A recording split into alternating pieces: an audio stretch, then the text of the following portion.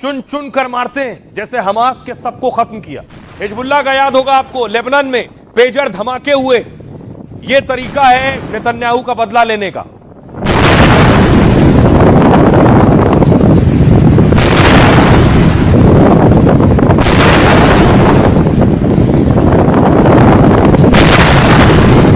क्या नेतन्याहू एक बार फिर से ऐसा ही बदला लेंगे? हिजबुल्लाह के चीफ नसरुल्लाह को मारा नेतन्याहू ने।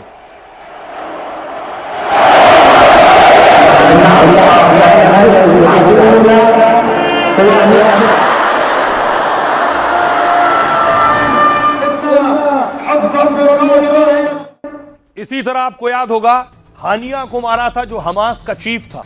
यह हानिया का जनाजा था, जिसके बाद ईरान के साथ और ज्यादा हालात गंभीर हो गए थे।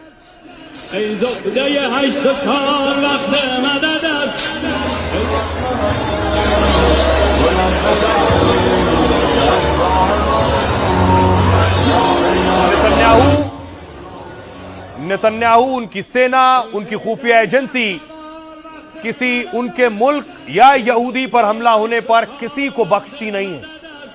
मूल नाश समूल सफाया कर कर ही दम लेती हैं, और इस हमले के बाद भी मुसाद और नेतन्याहू इसी तैयारी में। सिडनी में लाशों के ढेर लगाने वाला एक तो जहन्नुम जा चुका है, अब दूसरे की बारी है। इजराइल से लेकर ऑस्ट्रेलिया तक यहूदियों को टारगेट करने वाली मानसिकता पर नेतन्याहू बड़ी चोट करने वाले हैं। इस हमले के पीछे हमास, पाकिस्तान या किसी भी आतंकी गुट का हाथ है तो नेतन्याहू उसका समूल नाश कर देंगे। You can run, you can hide, but in the end, Israel will get you. That Israel will act against all those who attack us, will pay a very heavy price. Israel will do whatever it has to do to protect our state and to protect our people. Netanyahu के दिलो दिमाग में यहूदी विरोधियों के खिलाफ भड़कती आग का आपने अब तक बस ट्रेलर देखा है। सोचिए अब ऑस्ट्रेलिया में यहूदियों का नरसंहार हुआ तो नेतन्याहू क्या करेंगे? अब नेतन्याहू गुस्से में है ऑस्ट्रेलिया को लेकर। उनका कहना है ऑस्ट्रेलिया में कैसे गाजा के समर्थन में प्रदर्शन हो रहा था, और उन्होंने मना किया था ऑस्ट्रेलिया के प्रधानमंत्री को कि तुम्हारे यहां कैसे गाजा के समर्थन में, फिलिस्तीन के समर्थन में लोग प्रदर्शन कर रहे हैं। कल यही लोग, इसी में से लोग उठकर कोई यहूदियों को टारगेट करेगा, कोई बेगुनाहों को टारगेट करेगा।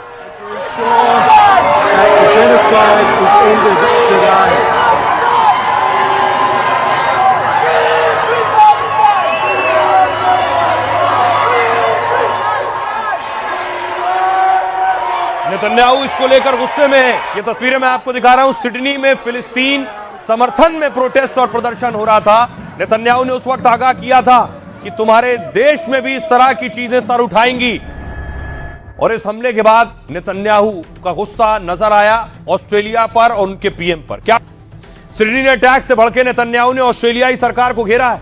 कहा मैंने 4 महीने पहले पीएम एल्बनीज को एक चिट्ठी लिखी थी, उन्हें आगाह किया था कि आपकी नीतियां यहूदी विरोध बढ़ा रही हैं। फिलिस्तीनी देश की मांग यहूदी विरोधी आग में घी का काम कर रही है। यह हमास के आतंक को इनाम देती है और नफरत को बढ़ावा देती है। इतना ही नहीं, ऑस्ट्रेलियाई पीएम को फटकारते हुए नेतन्याहू ने कहा यहूदी विरोध एक कैंसर है जो नेताओं के चुप रहने से फैलता है। यह तभी कम हो सकता है जब कोई नेता एक्शन लेता है। आप कमजोरी को एक्शन और शांति को पक्के इरादे से बदलें, लेकिन आपने कमजोरी नहीं छोड़ी और तुष्टीकरण बढ़ा दिया है। आपकी सरकार ने यहूदी विरोध को रोकने के लिए कुछ नहीं किया। आपने अपने देश में बढ़ रहे इस कैंसर को रोकने के लिए कुछ नहीं किया। आपने कोई एक्शन नहीं लिया और इस बीमारी को फैलने दिया है। इसका नतीजा यह हुआ कि आज हमने यहूदियों पर भयानक हमले देखे हैं, लेकिन आप एक्शन नहीं ले रहे हैं। आपको कार्रवाई करनी होगी, क्योंकि इतिहास हिचकिचाहट और कमजोरी को माफ नहीं करेगा। यह नेतन्याहू का कहना है। सुनिए जरा कैसे नेतन्याहू गरजे। On August 17th, about 4 months ago, मेरे चेतावनी देने के बाद भी अल्बनीज सरकार ने कुछ नहीं किया। इसी वजह से यह भयानक हमला हुआ है। ऑस्ट्रेलिया की सरकार की नीतियां यहूदी विरोध की आग में घी डालने का काम कर रही हैं। कमजोरी से काम लेने से यहूदी विरोध का कैंसर खत्म नहीं होगा। इसके लिए एक्शन लेना ही होगा। promoting and encouraging anti-Semitism in Australia. अब सबकी नजरें इस तरफ हैं कि नेतन्याहू और मुसाद क्या कुछ बड़ा करने वाले, क्योंकि एक भी यहूदी मारा जाता है तो नेतन्याहू चुन चुन कर बदला लेते हैं। और नेतन्याहू ने इस इससे पहले भी ये दिखाया है करके। नेतन्याहू मीटिंग भी ले रहे हैं, कई बैठकें ले चुके हैं और वहां से वो ऑस्ट्रेलिया के पीएम पर भी बरस चुके हैं। अब तैयारी है बदले की। अब तलाश हो रही है जो हमलावर थे उनको लेकर, उनका कनेक्शन किससे था। तस्वीर अगली दिखाऊं मैं आपको, यह है वो हमलावर, इसका नाम है नवीद अकरम। नवीद अकरम देखिए बेखौफ होकर बेधड़ल्ले से गोली चला रहा है।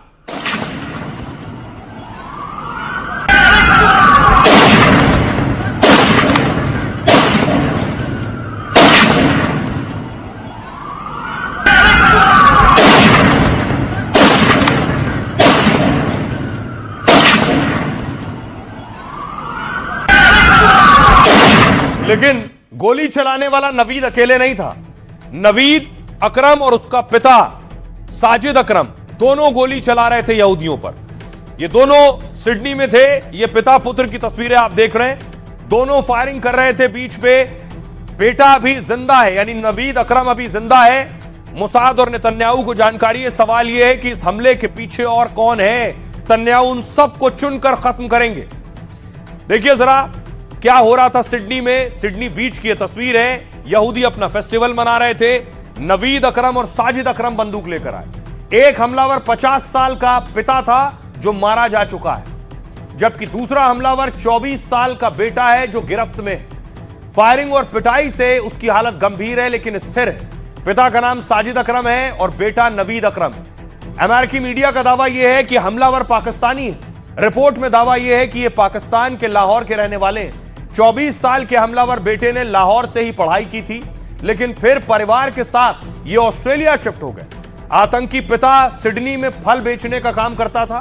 पुलिस के मुताबिक हमलावर पिता के पास 6 लाइसेंसी हथियार हैं। हो सकता है उन्होंने में से किसी बंदूक का हमले में इस्तेमाल किया हो। जो बंदूकें उनके पास हैं उसका इस्तेमाल किया गया हो। रिपोर्ट के मुताबिक आतंकियों के घर से 2 बंदूकें बरामद की गई हैं। पुलिस ने हमलावरों के घर पर छापा मारकर छानबीन की थी। साथ ही आतंकियों के परिवार वालों को भी पुलिस ने पकड़ लिया। पुलिस ने कहा हमले में 10 से 87 साल के लोग मारे गए हैं। हमलावरों के आतंकी गुट से लिंक और मकसद की जांच जारी है। यही नेतन्याहू भी जांच कर रहे हैं। सोचिए जरा, नवीद अकरम की उम्र सिर्फ 24 साल थी। 2001 की पैदाइश है। ये नवीद अकरम की तस्वीर आप देख रहे हैं। सिडनी में पढ़ा लिख रहा था नवीद। ऐसा क्या हुआ कि 24 साल का युवा जो पढ़ाई लिखाई कर रहा था उसने बंदूक उठा ली और बेगुनाहों की जान ले ली। हमने मुस्लिम धर्मगुरुओं से पूछा कि इस तरह के दिमाग में कीड़े पैदा करने वाले, लोगों को गुमराह करने वाले, जिस गुमराह होने के बाद बंदूक उठा लेते हैं लोग, क्या ये सही है? ये जो सिडनी का मुस्लिम स्कॉलर बोल रहा है, क्या इसके मायने क्या है? सुनिए जरा क्या कह रहे हैं मुस्लिम धर्मगुरु। कत्ल क़िताल, जंगो जिदाल का कायल नहीं। इस्लाम इंसानियत की बात करता है, मानवता की बात करता है। पैगम्बर इस्लाम सल्लल्लाहु ताला अलैहि वसल्लम ने पूरी दुनिया को अमन और शांति का पैगाम दिया और ये लोग शांति को भंग कर रहे हैं, इंसानियत का खून कर रहे हैं। ये इस्लाम के उसूलों के खिलाफ है। इजराइल के लोग जो हैं फ़लस्तीन में बेगुनाह मासूमों का कत्ल कर रहे हैं, तो वो भी इतनी ही निंदनीय है जितना निंदनीय ये सिडनी की घटना है। लिहाजा बहैसियत के मुसलमान के और बहैसियत कुरान की रूह से ये किसी भी तरह से जायज़ नहीं है। दुनिया में वर्ल्ड वाइड इस तरीके के विचारों को प्रमोट किया जा रहा है कि जिहाद दरअसल नॉन मुस्लिम्स को मारने की एक रिलीजियस प्रक्रिया है। दरअसल ये एक फसाद का रूप है जिसको इस्लाम जैसा शांति प्रिय मजहब किसी भी रूप में एक्सेप्ट नहीं कर सकता है। तो आतंकी घटना हुई है और किसी भी निर्दोष की हत्या हो पूरी दुनिया के अंदर कहीं भी, वो नाजायज है और सरासर गलत है। जो लोगों ने उस घटना को अंजाम दिया है उन्होंने बहुत गलत करा है, क्योंकि एक निर्दोष आदमी की जो है हत्या होना पूरी इंसानियत की जो है हत्या होने के बराबर होता है। अब सोचिए जरा कि नेतन्याहू चुप नहीं बैठेंगे। आपको याद होगा गाजा में घुस घुस कर चुन चुन कर, चाहे वो गुफाएं सुरंग हो, कहीं भी छुपे हो हमास के आतंकी, चुनकर नेतन्याहू की सेना ने ढेर कर दिया। उनकी खुफिया एजेंसी एक्टिव हो जाती है और उसके बाद कौन कहां छिपा है सारी जानकारी उनके पास होती है। और मुसाद की यही काबिलियत और खासियत है।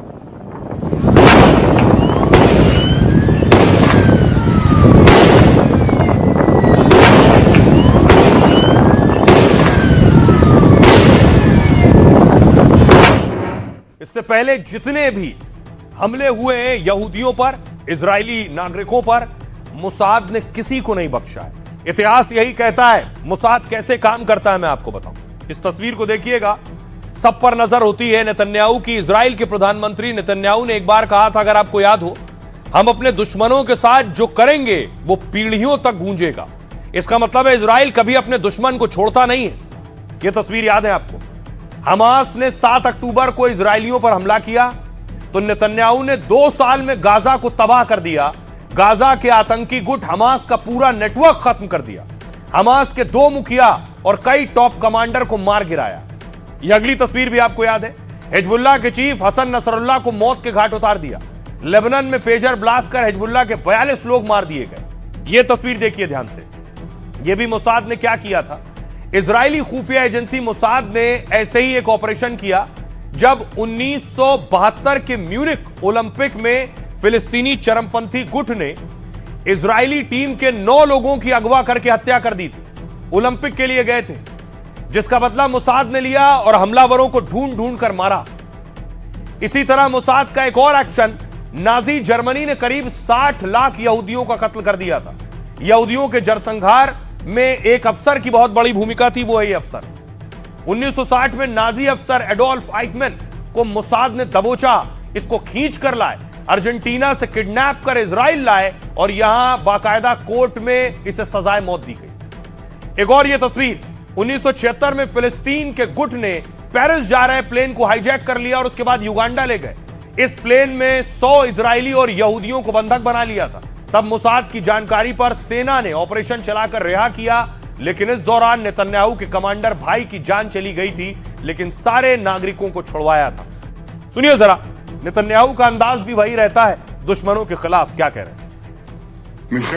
हम यहूदी विरोधी भावना और इजराइल के खिलाफ उकसावे का भयानक मंजर देख रहे हैं। इसका मुकाबला किया जाना चाहिए। इजरायली डिफेंस फोर्स दुनिया की सबसे जुझारू सेना है।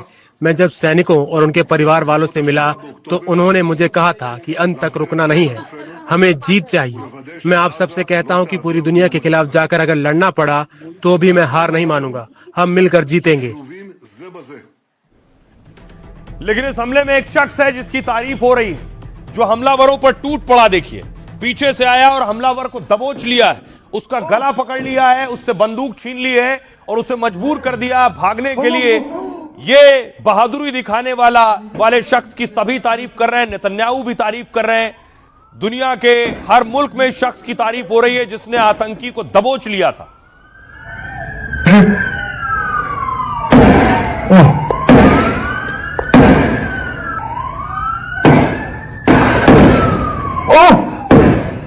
अब देखिए, ये करने वाला शख्स था कौन।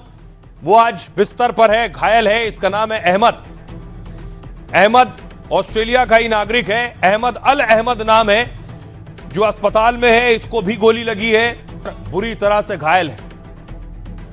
आइए आपको बताऊं अहमद कौन है और दुनिया के बड़े बड़े नेता क्या कह रहे हैं उसके बाद। इसे सिडनी का हीरो कहा जा रहा है। जब ऑस्ट्रेलिया के बोंडी बीच पर 2 आतंकी जल्लाद बनकर गोलियां बरसा रहे थे, तब हीरो बनकर एक शख्स आया जिसकी इस वक्त पूरी दुनिया में चर्चा है। लोग उनकी बहादुरी की खूब तारीफें कर रहे हैं, क्योंकि वो ताबड़तोड़ फायरिंग करते हुए हमलावर के ऊपर टूट पड़ा। पहले तो हमलावर को दबोच लिया, फिर उसकी बंदूक छीन ली और कई लोगों को मरने से बचा लिया। हमलावर से बंदूक छीनने वाले की कई नेताओं ने भी तारीफ की है। अमेरिकी राष्ट्रपति ट्रंप ने कहा वो वाकई एक बहादुर इंसान है, जिन्होंने एक शूटर पर हमला किया और कई जिंदगियां बचाई हैं। इजरायली प्रधानमंत्री नेतन्याहू ने तारीफ करते हुए कहा, एक बहादुर ने कई बेगुनाह यहूदियों की जान बचाई है। वो एक मुस्लिम बहादुर आदमी है जिसे मैं सलाम करता हूं। ऑस्ट्रेलिया के प्रधानमंत्री एल्बनीज ने कहा, यह एक हीरो है, उन्होंने खतरा मोल लेकर बड़ी बहादुरी से कई जानें बचाई हैं। हमलावर से भिड़े हीरो का नाम अहमद अल अहमद है, जो सिडनी के सदरलैंडशायर में फलों की दुकान लगाता है। यानी एक फल बेचने वाला फरिश्ता तो दूसरा कातिल निकला, जो गोलियां चला रहे थे वो भी फल बेचते थे। अहमद अल अहमद की उम्र 43 साल है।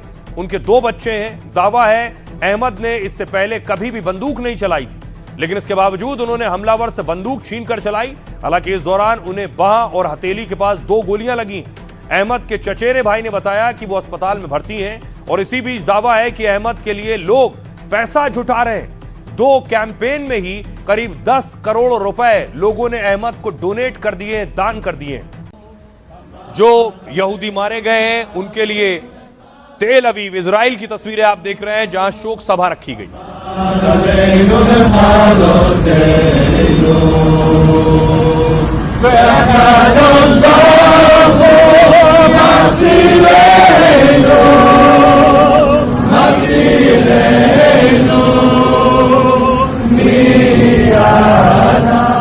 इसी तरह खुद ऑस्ट्रेलिया के सिडनी की तस्वीर दिखाऊं मैं आपको। लोगों ने श्रद्धांजलि दी है, लोग पहुंचे हैं उस बीच पर जहां हमला हुआ, उसके नजदीक जाकर मारे गए लोगों को नमन किया।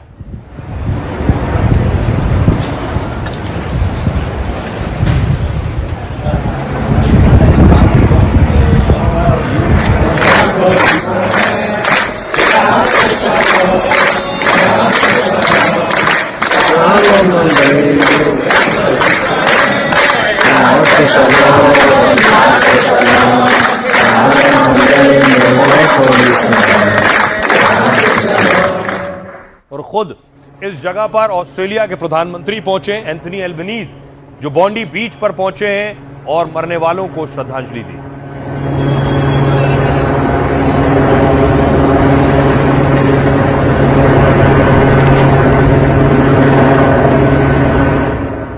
दूसरी तरफ दुनिया के नेता भी इस हमले की निंदा भी कर रहे हैं और आतंकवाद के सफाए की बात भी कर रहे हैं। प्रधानमंत्री नरेंद्र मोदी ने क्या कहा, देखिए जरा।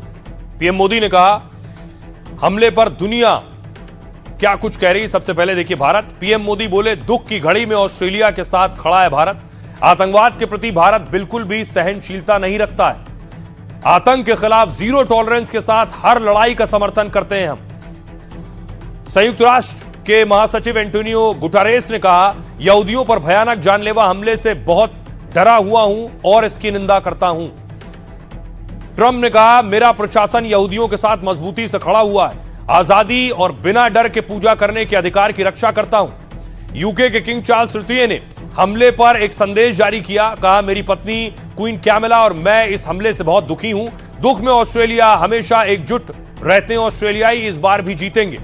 सऊदी अरब ने बॉन्डी बीच पर हुए आतंकी हमले की निंदा की है। सऊदी के विदेश मंत्रालय ने अपने बयान में कहा है कि वो हिंसा, आतंकवाद और अतिवाद का कड़ा विरोध करते हैं। यूएई के विदेश मंत्रालय ने भी इस हमले का विरोध किया है, कहा यूएई हिंसा और आतंकवाद के सभी रूपों को खारिज करता है।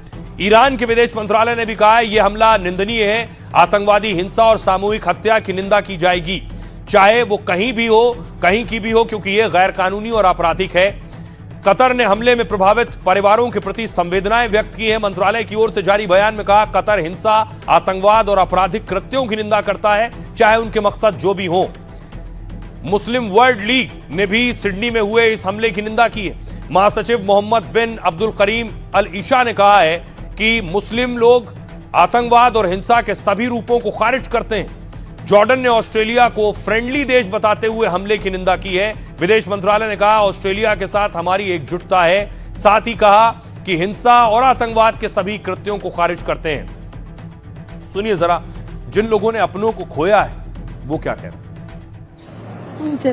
मैं खिड़की से बाहर कूदी और मैं बस सोच रही थी मेरा परिवार कहाँ है, और फिर वो मेरे पीछे दौड़ रहे थे। मुझे गोलियों की आवाजें सुनाई दे रही थी, वे बहुत तेज थी और हमें नहीं पता था कि वे किस तरह गोली चला रहे थे, इसलिए हम खुली सड़क पर दौड़ रहे थे। मेरे दिमाग में बस तस्वीरें कौंध रही थी कि मुझे बस अपने परिवार को सुरक्षित जगह पर ले जाना है, इसलिए हम बहुत सारे लोग एक साथ दौड़ रहे थे।